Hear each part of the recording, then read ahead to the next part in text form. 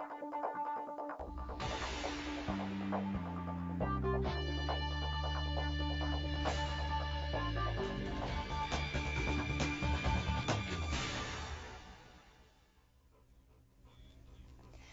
to Canine's Mind, Leader of the Pack. Today our show is all about feral cats. I'm here with Dr. Julianne Ballinger and Samson. Thanks for coming on, Julianne. It's nice to see you again. Likewise. And we're going to be talking today about feral cats. Yes. So what is a feral cat? What would be the definition of feral cat? I'd like to distinguish first between the terms feral and stray. Okay. One reference defines stray as a cat with freedom of mobility is the term they use. So if we use that definition, then feral cats are stray cats. But generally speaking, a stray cat is, in general understanding, is a stray cat is an animal that has been socialized to humans and was a pet at one time. So it was a house cat or a pet cat that is used to human contact and has since been lost or abandoned by its owner. Whereas a feral cat is a cat that has never been socialized to humans, is afraid of human contact, and is in essence a wild animal, much like a raccoon. A stray cat, because it has been socialized at one point in its life, can be trapped and under certain circumstances, the proper circumstances, reintroduced to humans and hopefully adopted out to a home. Whereas a feral cat, because it is a wild animal, chances are very slim or rare. Essentially, they cannot be adopted out to homes. Yeah, I believe that there's a whole sort of rehabilitation process that would... For the stray cats, yes. That would need to be done. Yes. With a feral cat, also, so they've been born outside, they've never had human contact. People in the country often get a lot of cats in their barns. And I understand feral cats, as opposed to dogs that will pack, feral cats have colonies. Yes, they form colonies, what's called colonies, yes. And now farmers or people living on a farm who don't mind having these cats come and live or whatever in their barns, for instance. What would be the health concerns of having these cats or colonies bunk up in the barn, sort of thing? And what is the importance of addressing these health concerns? Well, there are a lot of issues facing feral cats to start with. If I could just briefly mention the challenges they face, feral cats face. When they are in the wild, they do have to fend for themselves, obviously. So because they're hunters, they'll revert to hunting. It is instinct for them to chase and catch prey. So they can live off birds, mice, rodents, garbage and scraps in garbage cans, food that's been left out for pets, that sort of thing. So they face a lot of issues, and they have to fend for themselves. They also face, of course, not finding proper shelter. They need to, shelter for housing, that sort of thing, and they face diseases, of course. And sorry, to back up to your question about the health concerns they have. They face the same health concerns that all our house cats do. They're susceptible to the same diseases, and they can actually be a reservoir for certain diseases, feline diseases. Things like rabies, panleukopenia, distemper, feline leukemia. So feral cats should be trapped and vaccinated, and I strongly believe in the trap, neuter, vaccination, and release programs for feral cats because they cannot be adopted out. So they should be vaccinated, dewormed. They can harbor parasites, both internal and external. Internal parasites such as worms, toxoplasmosis, which can be transmitted to humans through poor hygiene. If someone's working in the garden and a cat's used the garden for a litter box and someone doesn't wash their hands, it's possible that the toxoplasmosis parasite can be transmitted to humans. That's through poor hygiene, of course. But other conditions that our house cats are susceptible to, again, they can be a reservoir for these diseases. Fleas, ticks, and all the diseases that are associated with fleas and ticks can be transmitted to our pet cats.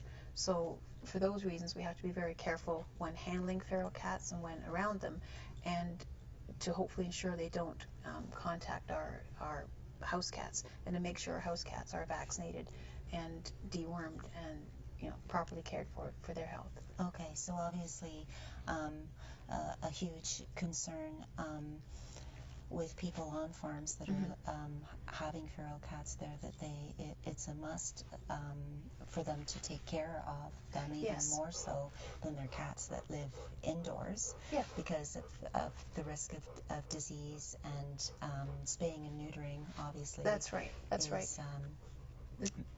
Should be made mandatory. Yes. In these cases, because they multiply. That's right. And feral cats face huge challenges. Like I said, they within their territories, if someone dumps another cat into that territory, the cat that's being dumped into it is at huge risk for aggression. Cats are very territorial, and they will defend their territory with very aggressively. So another cat coming into the area is at risk for cat fights, scratches, bites, severe injuries. They get torn ears, they get abscesses, lacerations, and the lifespan of a feral cat is much shorter than a domesticated house cat, obviously, because they do face the risks of starvation, no shelter, disease, and fights and injuries, that sort of thing. So yes, a feral cat colony should be managed properly. If people have feral cats around the barn, sometimes I hear the excuse that, well, they're there for rodent control. And I mentioned that cats can, live off birds and mice and that sort of thing. Now, just to backtrack a little bit, in some areas, more in urban areas, cats have become quite a nuisance. Feral cats killing songbirds. So that's not fair to the cat, or obviously the songbird. People are, putting feed out to attract the songbirds, and the cats are now considered a nuisance because they're killing the songbirds. But even on rural settings or around your house, if you think the feral cats will keep the rodents under control, that's actually not the case. Cats will catch mice, obviously, and small rodents, but they're not efficient at good rodent control. And a study has shown that the best way for rodent control is through proper sanitation and using rodent-proof feed containers. By sanitation, I mean cleaning up debris around either your garage or in the barns, so the rats and mice have nowhere to hide and nowhere to nest. And then, of course, keeping feed away from the rodents. Using, say, for example, in your garage, bird seed, make sure it's in a proper metal container that's rodent-proof, so the rodents can't get in for food. And secondly, in barns, making sure that the feed is, again, in proper rodent-proof containers, so that the rodents don't have access to that feed. That is far more efficient. Proper sanitation and using rodent-proof bins is far more efficient than depending on feral cats for rodent control. For rodent control, absolutely. I mean, prevention is always key, right? Yes.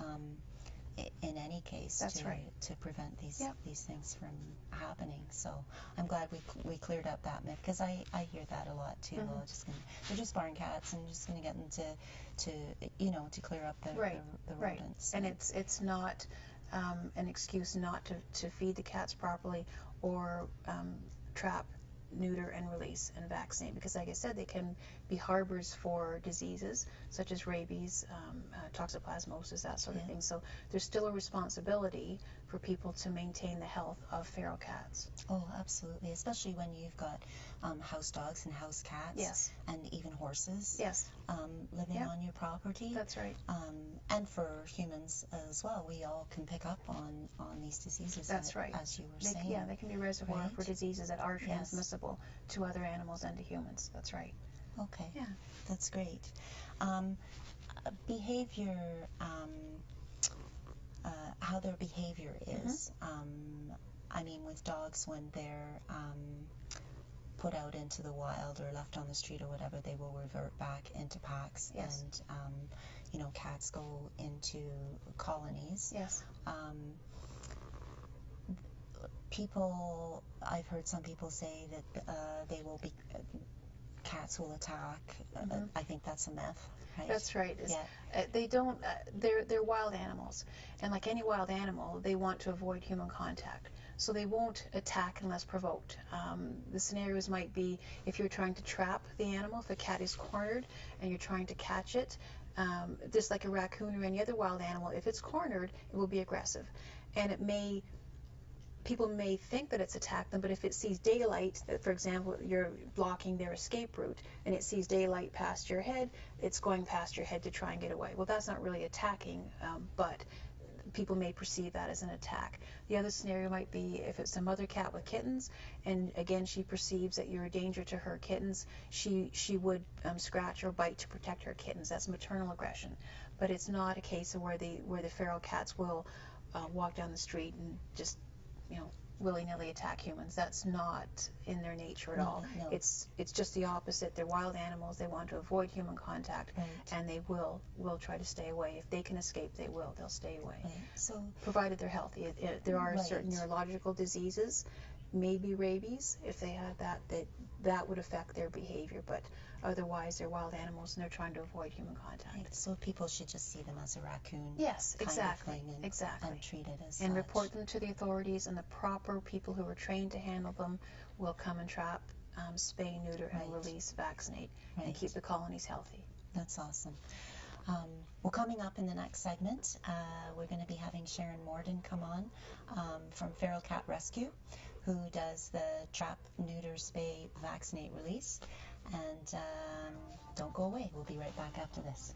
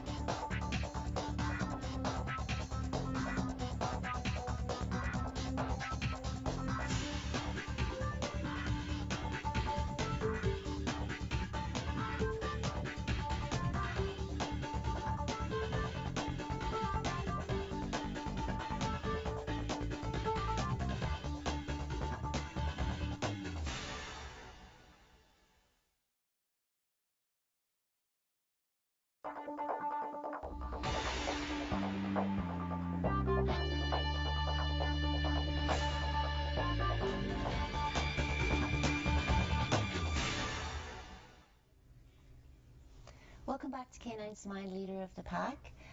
Today our show is on feral cats, and I have here with me in this segment, I'm so happy to have here Sharon Morden from Feral Cat Rescue. Thank you for having me. Thank you for coming. And your co-op student Amber, and this awesome, cute little guy here that is looking for a home.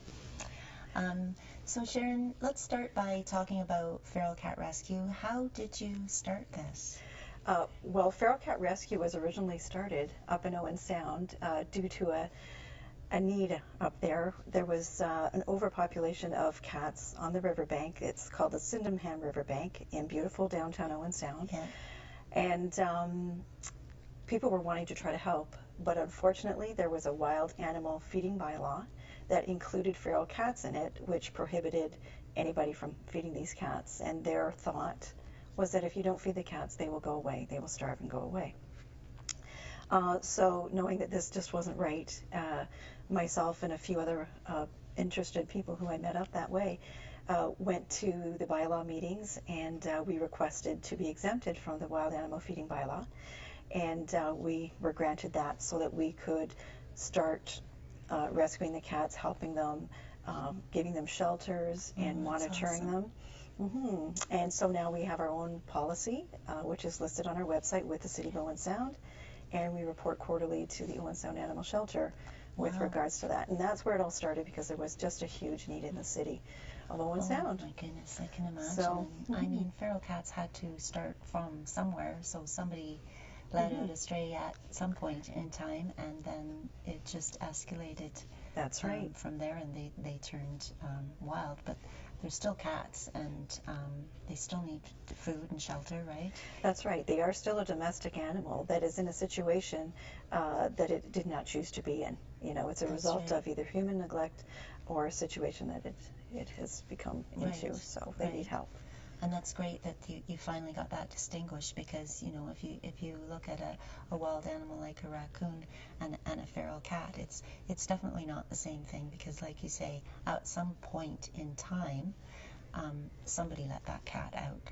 So human neglect caused a feral cat snowballing problem, right? That's right. And obviously it snowballed down from Owen Sound now all the way into Orangeville. That's right. Right? Yeah, we're now, I mean, as I was visiting Owen Sound a lot, that's how I knew the situation there. I reside in Shelburne. Okay. And of course, family in Orangeville, and this is my area. Yeah. So we since we officially started feral cat rescue in Owen Sound, we officially now have opened it up to Orangeville and area. So we can service people, help them, answer questions, and offer That's services awesome. here. And So- we are all volunteers, by the way. Okay. Nobody's paid for this. We operate on donations, and every single individual who's with our organization has the best interest of cats in mind, and we all put our own time and effort into this completely. That's amazing. You're totally 100% not for profit. Completely nonprofit. Yeah, that's awesome. Yeah, we're happy to do that. That's great, and such a need, because the cat population it's astronomical, right? I mean, it's a huge problem, right? It is, and there really isn't anything out there to deal with it. Even branches of the SPCA don't have anything to do with feral cats at this point. So, yeah. Yeah, I know. I mean, it's, you know, I spent a lot of time volunteering in different shelters, and you know, going into the cat rooms and looking at cats kept in these little tiny cages, and it's just heartbreaking. And how well, you know, you almost wonder, wouldn't they be better off outside? I know they're domesticated cats. You can't just take them out of a cage and plonk them outside, kind of thing. But how well do feral cats survive outside? They do survive well if they're given food and shelter and access to water. So those are important things. They can survive quite well. They need to be acclimatized, so you don't want to put somebody out in the middle of winter. Right. We've had cats that we've been dealing with rescued through the midwinter that now they've recovered from their surgeries, and we're not going to put them back out after being spayed or neutered. We're waiting for better weather. But they do get by well, so we have our bins, and bins, and we're going to get to this in a little bit. Yeah, and that all helps them to protect. But if they didn't have our bins, they go into little burrows, they go into root systems, anywhere they can, under bridges, in tubes that go underneath, like water exit tubes that are frozen in the winter. They go anywhere they can. Where they can. Or under porches, you know, sheds. Okay, so let's talk about exactly what you do. Okay. As you know, somebody calls you up, and from a farm, for instance, and they've got you know, colony of cats living in their barn. None of them are spayed or neutered. There's possible health concerns that we were talking about with Dr. Julianne in the previous segment. What would somebody do? Call you up, and then what would happen? Yeah, they would call us up. We fill out a form which is called Request for Assistance or Registration of a Colony. Then we would do a site visit and go and visit the colony, see what's going on there, physically see the setup. Do they have, you know, proper housing or not, and food, and is there a caretaker? And getting the numbers as well. Then we also go and make a plan of action. So we can only book 5 to 7 cats in a trapping. We have to book our appointments ahead with the SPCA and start the trapping. The other part is the funds. The cost of a spay or neuter is $65. And we do ask for the property owner to contribute that our volunteers are putting in the time and the gas, the transport back and forth of the animals. And also by law, they should be having a rabies shot, Right. which is $15 because they're being released back. Right. So that's what would happen. We would explain that to the property owner and see if they're on board, and even if they just wanted to do a couple at a time, and again, just hear their concerns. So. Okay. Okay. Great. Now let's get to this. What is this? Yeah. And So what happens with this? Well, this is one of our insulated bins, and it is just a Rubbermaid container that is. We have a hole cut in the front, and we have a sonotube actually put into the front there. Okay. And what that sonotube does is it breaks the wind. Okay. So if we didn't have that hole there, the wind would come right into the bin. Like if we didn't have a tube out. Right. And what happens is that it's insulated on the lid as well. Oh, that's amazing. Okay. And all inside? And all of it inside, yeah. Wow. And it's bolted on. We use straw in these because the straw does not retain moisture. Okay. And it's environmentally friendly, so we can just take it out and come down to the riverbank or on our colonies locally here and just replace straw. Okay. And we also have signs on the bin that do tell the individuals or anybody who comes across it that it is a registered colony and it's being maintained. Okay. And so these get placed anywhere where you know that there's a colony, people have called you. Yeah. People can phone you, obviously, to find out. I mean, you can make this yourself. You could make it yourself. And Right. actually, we're just in the process of putting step-by-step directions onto the website. Okay. Oh, that's excellent. Yeah. Yeah, That's so it's excellent. available for anybody. Yes. Okay. Yeah, very cost-effective. I think it's $20 or so to make one of these, and then your Oh, time. yeah, Yeah, absolutely. but the cats love it. They're self-sufficient in it. And then they keep nice and warm Yeah. for the winter. Yeah. Yeah. And you, would you leave food in here or not? You can. We do prefer to have food in feeding stations because Okay. it brings other animals in. Right. But we have feeding stations that is preferred. Okay. Okay. And let's talk about this little guy. So Here. yeah, this little guy This is one is- of our rescues from a horse farm with 35 cats, and this is him and his brother are here for adoption, and they're ready, and they're just lovely colorings. And They are completely gorgeous. socialized Gorgeous. and ready to go. And so if we didn't intervene and find him, he would have a life of a feral cat, which is really no life at all if you were to choose. Right. So that's why right. whenever we go, we save who we can with any possibility of saving. Of being rehabilitated. But yeah, he's a Oh, sweetie. he's lovely. Amber, you're doing a great job with him. Yeah. That is you. Yeah, and we do try to feed them sometimes baby food off your finger, chicken Okay. or beef. So the more they get used to human contact, Yeah, the that's easier right. it is to find them a home, right? And Yeah. how old is he? I'd say he's about 3.5 to 4 months. Okay. Yeah, just guessing. We don't know exactly, but I would guess that's about right. Okay. Yeah. And anybody who was interested in adopting him, and you have other kittens, obviously. Yes. There's always a need for homes. Kittens and cats. Okay. Yeah. And the adoption procedure. Yeah, it's we just go over a questionnaire. It's a donation if you'd like to donate to the rescue, and we really just want them to go to good homes. Okay. And they will be vaccinated. They're adopted out with. Yeah, we deworm them and we give them a flea treatment. The vaccinations are something that they would do with their first exam with the Okay, vet. So we with don't the get vet. into that part of Okay. it. But we Okay. coach them through it. Okay. Yeah. Okay. That's awesome. I know there's Yeah. another little one in the Yeah. carrier that came here today. Yeah. And The mom brothers. and dad were both feral for this little guy. Yeah, they were. Yeah, they were both feral. As a matter of fact, the mom to this one was just spayed yesterday. Oh. So. And then she'll be released back. She recovers for about a week. Spays are about a week. Male cats are about 2 days. If they're true feral, they will want out sooner. Yeah. They do get 2 days worth of pain medication with the spay and neuter, so that's wonderful. So. Okay, that's Yeah. great. Well, when we come back, we'll be continuing to talk with Sharon about the trap neuter release program, right? And we'll have a trap here to demonstrate, so don't go away. We'll be right back after this.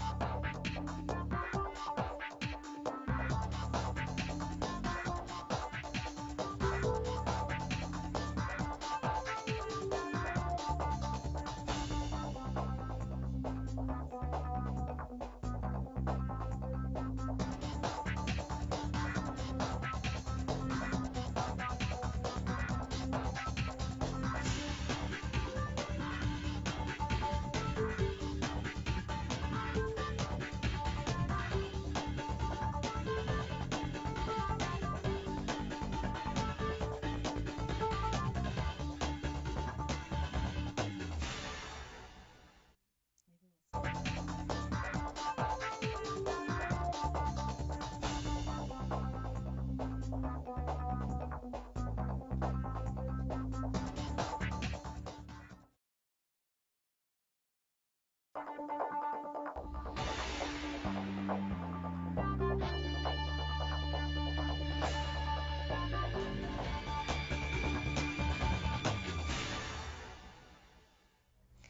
back to Canine's Mind, Leader of the Pack. Today we're talking about feral cats, and I have here with me Sharon Warden from Feral Cat Rescue and her co-op student Amber. We've been talking in the last segment about feral cats and what you do and how you started this organization and everything. And for a person who doesn't know about your organization, you see a stray cat and you go pick it up and you take it to the shelter.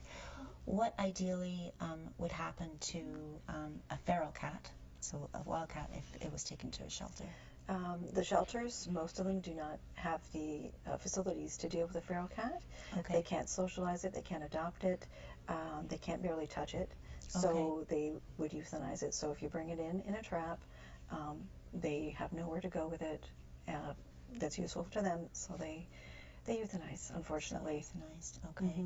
And so the importance of having your organization, and I'm sure around the globe there's other feral cat rescue organizations, but your process, so the more that we educate the public that you're out there, especially that you cover such a large area, you go to people, so anybody can call. Doesn't have to be a barn, just even if you're sitting at a local coffee shop and you're noticing there's a colony of cats or a restaurant or whatever, you will go investigate. Explain your whole process from a phone call. Okay, so if somebody was to call us, they could either, as you said, be a resident from a farm, a coffee shop, anywhere that they notice feral cats, and we would go out to the person's property or to the coffee shop or restaurant or anywhere, oftentimes in back of restaurants, and investigate and do a site visit.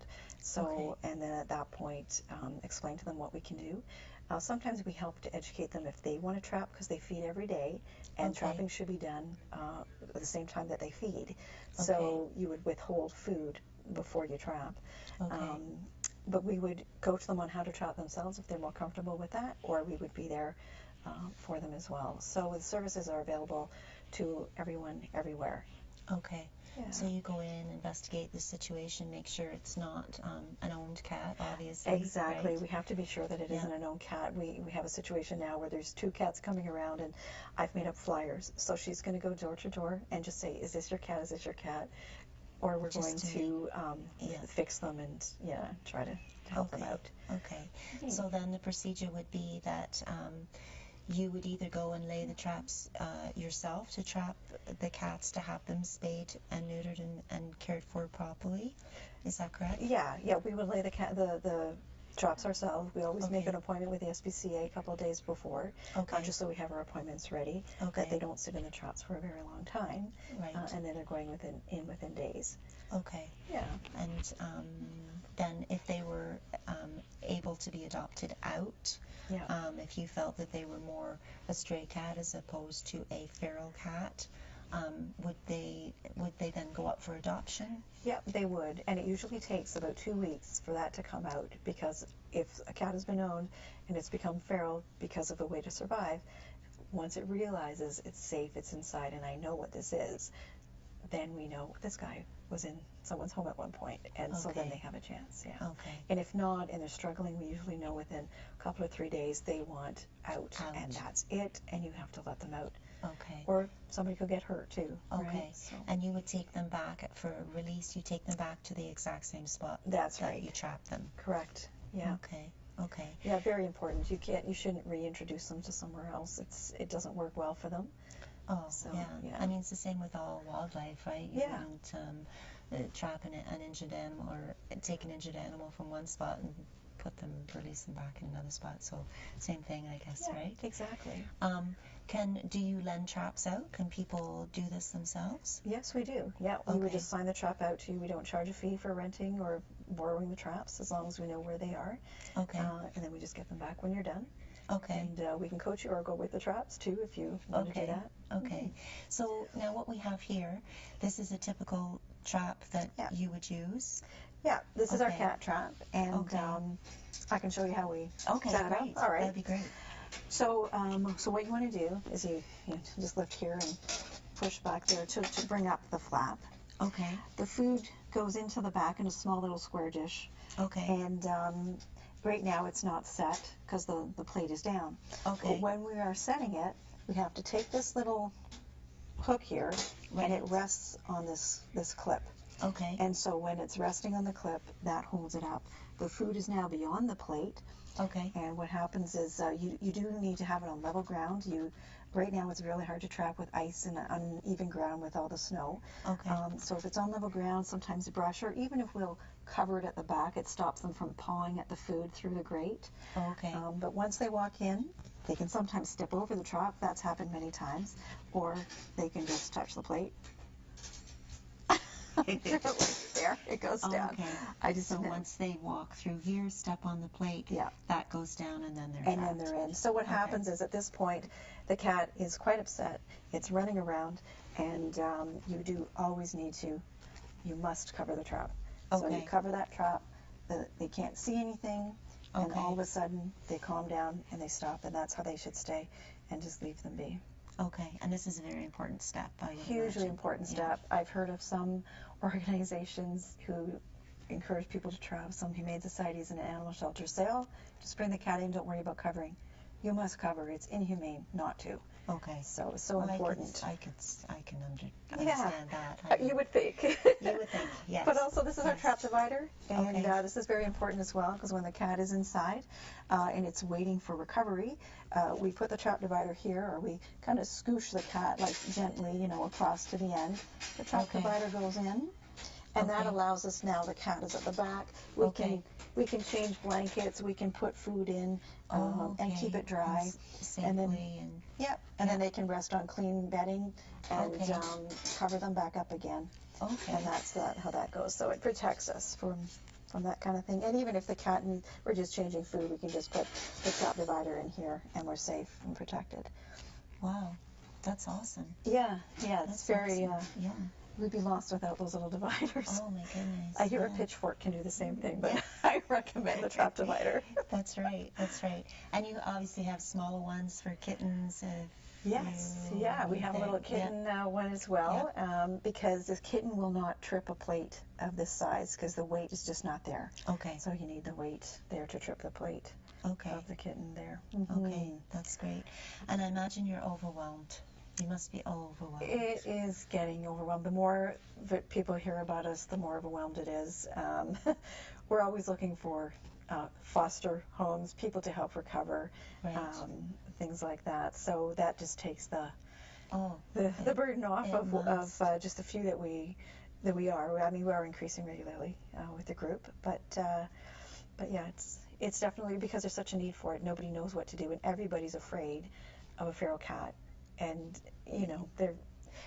they pick up on your sense too. You have That's like right. your demeanor, Absolutely. like dogs yes, would, like right? dogs would. It's to do with your So- energy and how you present yourself, and it has. I mean, it's the same with all animals, Yeah. right? They're so susceptible Yeah. to our energies. So you have to be careful. The rehabilitation process that you do, you have a rehabilitation process, right? Yeah. What's involved with that? Well, with the male cats, it's about 2 days, and they're pretty much good to go. They do have 2 days over the pain medication after their surgeries. But the Okay. females, because it's more of an invasive surgery, we give them at least a week. Okay. I like to give them more if they'll take it. But if the cat does not want to be inside, even being it a female after 2 days, if it's showing any signs of stress, you have to let the cat out, because stress can cause all kinds of sicknesses in the animal. Oh, I can imagine. So we really have to play it by ear, and they are actually kept in the traps for the 2 days until there's like after surgery, until their Okay. second time of receiving medication and pain medication. So so that's about the process. Wow. And then they're either released, or we'll just let them sit in the social room and see how they get by. Okay. If they just kind of want to hang out and chill and be safe, and they're not pawing at the windows, then we know there's a chance for them, and we give them every Okay. chance. Every chance to show Yeah. The need to be domesticated, Absolutely. or they just want to go back outside. Absolutely. For example, we have a cat that has been in a drawer for months because it's Oh my wanted to be goodness. outside. But the thing is, it's so cold out that it's been in too long. So now it will be the first one being released actually into a barn. We do have a barn cat adoption program. Oh, that's And great. so if somebody wants a barn cat, there's a whole process to that as well. Okay. Where they, so That's that's out there as well. And you have lots of volunteers, obviously, because I know you do so much yourself. You're amazing at what you do. You totally are. And It's my passion. yeah, I can see that. Yes. So somebody wanting to get involved and volunteer, I know you do so much yourself, and I think you're amazing. Thank you. How would they do that? They would contact us through the website. There's a contact form to volunteer, but we also have an application as well that we fill out after we contact you back from the website, and it asks you what sort of things you'd like to do, asks about your experience. There's administrative duties, there's fostering, there's feeding cats, there's playing with cats. We're looking for, as I say, foster homes drivers. We need drivers as well. Okay.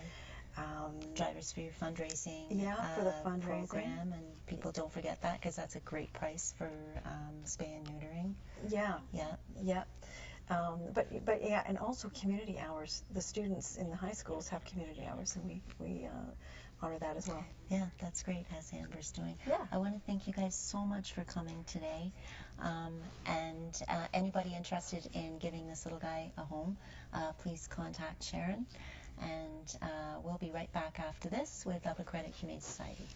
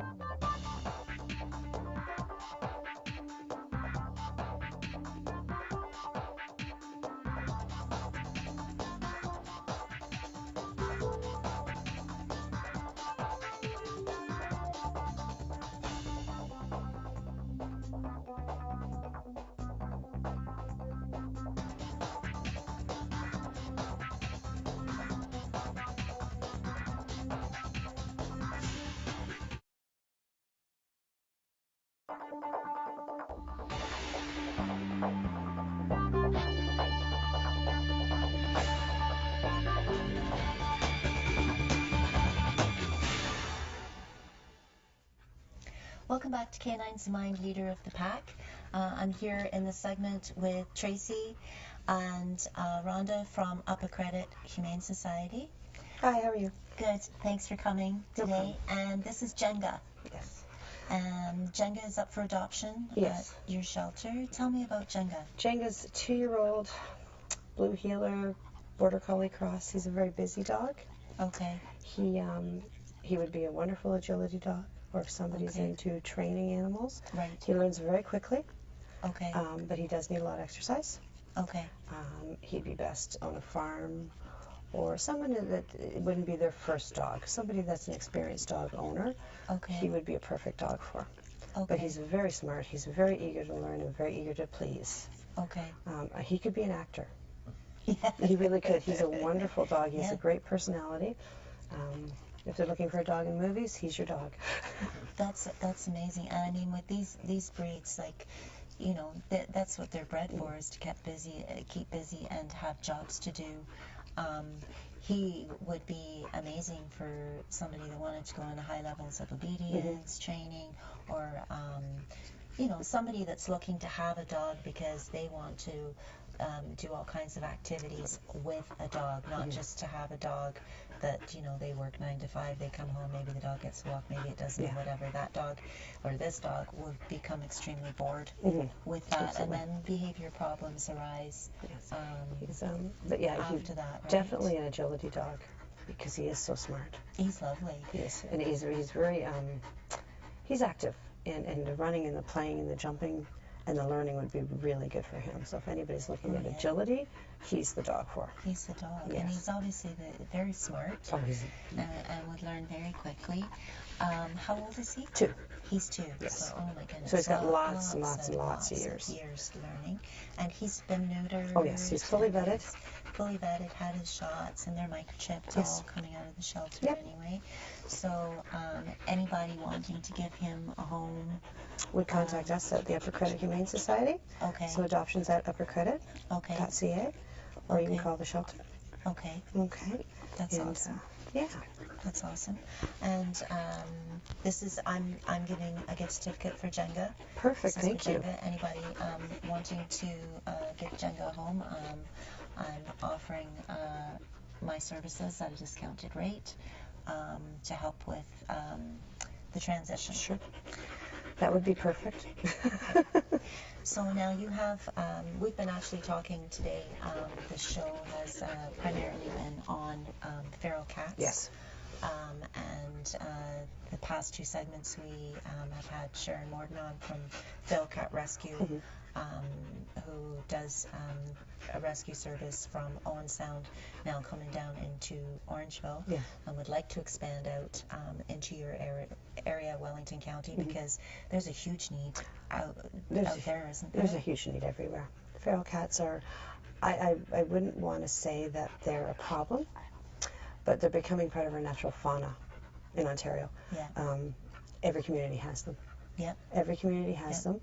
And they're harmless, except for they may be starving each other out. There is so many. There's so many. There is. It's we really can't take them at the shelter unless they're kittens. Right. They don't do well Right. in a shelter environment because they're used to roaming free. Right.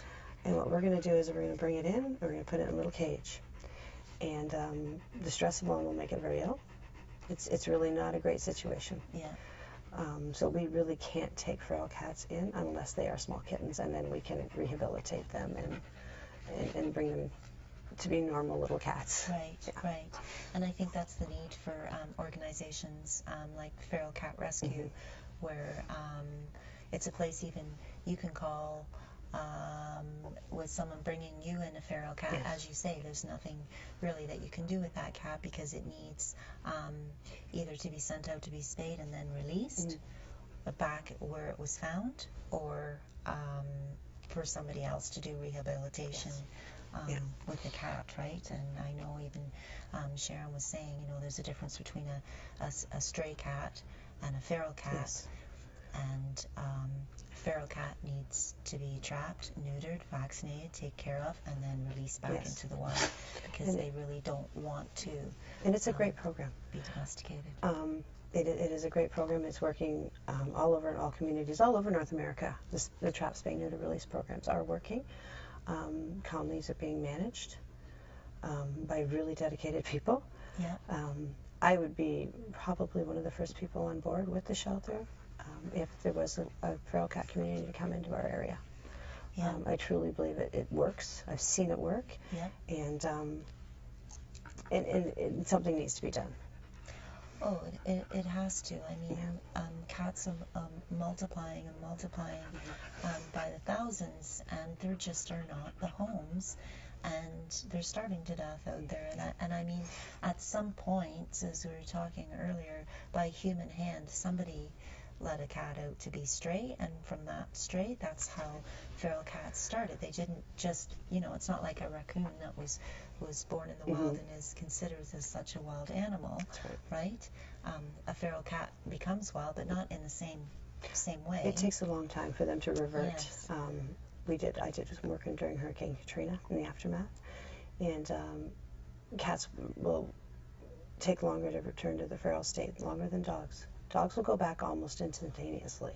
They'll form a pack, and they'll immediately start fending for themselves, whereas cats will hide and they don't want to be out there. If it's a domestic house cat, it really doesn't want to be out there. That's That's right. a big, scary world. That's right. And people, if they spay and neuter their animals, if your cat happened to get out and you couldn't find your cat, we wouldn't have to worry about more feral cats. That's right. That's right. Yeah. I know, like, shelters are full of cats, and there just isn't. At our peak, when I started with the shelter in August, we were at peak season. There was 80 cats, and we had a huge waiting list. Unbelievable. So, and 80 cats is a lot of cats. That's a lot of cats. And that's our maximum. We can't take any more than that. No. They'll get sick. The more stress, the sicker they get. Cats get very sick just from being under stress. Yeah, it's terrible. All the more reason, I think, we really got to start pulling and getting some petitions together for mandatory spray and neuter. Like Absolutely. we were talking about before. And communities now also have to start, we're mandatory license our dogs, but we don't have to license our cats. That's right. That would give us some kind of tracking. Yeah. A lot of people don't microchip their cats, so when we do get a stray, we have no way of finding out where that cat belongs. If at least you got a city license or a community dog or cat license, we could track it that way and find you and get your cat back. That's right. Yeah. That's right. There is solutions. There's solutions. And I think townships and communities need to start taking cats into account, not just dogs. Yeah, I agree. Yeah. I totally agree. Now, you do have some other dogs needing homes Yes. at the shelter. Yes, we do. I'm so happy to learn that the two dogs on our show last month, Bells and Cinder, Yeah. were happily adopted into homes. Yes, they That's were. wonderful. They did. Wonderful news. And hopefully the right person will turn up for Jenga. Mm-hmm. Who else do you have at the shelter in particular? Well, we have Nesca, and Nesca's breed is what? She's a big puggle. Okay. Yeah, I'd like to say she's a bit of a mutt. She's Okay. a kind of a whole bunch Yeah. of breeds. She's young. She's only about a year old now. Okay. She had a few behavioral problems when she got to us. She's getting much better. But again, she's going to need an experienced owner. She's going to need someone. Probably children will not be a good idea for Nesca. Okay. Because she is beautiful. Okay. And she's very fun. She's a fun dog. Okay. And we have Hunter. Hunter's Okay. about 100 pounds. He's 120, 2 years Yeah, old. Big boy. He's 2 years old. He's a very big boy, and he knows it. And he can tend to be a little dominant. He'll try to nudge and push, and like any other new animal or new person into your house, you have to tell them these are your boundaries, Right. and this is what you can and cannot do. Right. He's never shown any sign of aggression at the shelter. He's very fair with us. But if you're walking, he can run behind you and give you a good push. Yeah, he can. But he's a great dog too. He has a really great trait. Is if you pull your tail, he'll run in circles chasing his tail. And if you pull it the other way, he'll run the other way chasing his tail. He's actually a really great dog too. And that's all the dogs we have right now. Okay. So And someone, your hours of operation at the shelter are... the office is open from 11 to 6 Monday to Friday, Okay. and weekends it is open from noon till 5 o'clock, 6 o'clock, 5 o'clock. Okay. Okay. And someone wishing to volunteer with you, again, would come down, fill out an application? All the application, everything they need to know is on our website, Okay. Upper Credit Humane Society. Okay. Yeah, everything's there, and there's an adoption. There's a volunteer application there, Okay. and then somebody would get back to them. Okay. And we're having a huge fundraiser this Friday night. Okay. This is the This is the bowling for callers. Okay. Yeah. It's $20 a person, and it's 3 games of bowling, and you get pizza, drinks, Okay. and it's a fun night. It's Okay. a fun night to be out with us, and all of us are going. That's great. And it's in Georgetown. It's in correct? Georgetown, and I'm not sure Okay. where the... I think there's probably only one bowling alley in Georgetown. Probably is. Yeah. And again, on your website, would it be? Yes, it is on the your website. Yes. Okay. Yeah, bowling Okay. for callers. It'll be a great night. So Okay. come out and support the Awesome. Upper Credit Humane. Yeah, absolutely. And you have a thrift shop in Georgetown. Yes, we as well. do. We also have a thrift shop in Georgetown. It's quite a high-end thrift shop. Okay. So thank you so much for coming. Thank you for bringing Jenga. Anybody wishing to adopt Jenga or one of the other dogs at the shelter, please give Tracy a call. And I'd like to thank all my guests for coming on today. Don't forget about Feral Cat Rescue, that it's out there. And we'll see you next time. Canine Smile Leader Pack.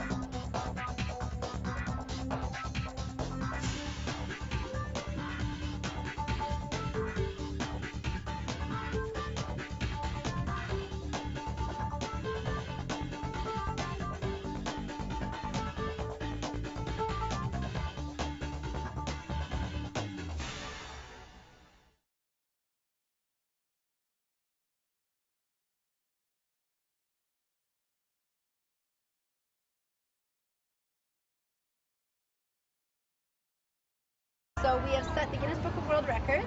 What's that record? Our youngest was 2 years old and our eldest was 93 years old. Oh, wow. And you guys all did it? Yeah! What was your favorite part? Well, I think my favorite part was when all the news people came and then took pictures. Yeah, that was really exciting. So is this something you guys do often, or was this the first time you did it? This was the first time any of us have done it, and it was one of those once-in-a-lifetime experiences being a part of history. So are you guys all dancers, or it's just... I did. Hip-hop. You look at hip-hop. So how long have you been dancing? I started dancing when I was 2. I started doing ballet when I was 2. Wow, what are you? 5, ballet. 5. And you? Breakdancing since, I don't know, a long time.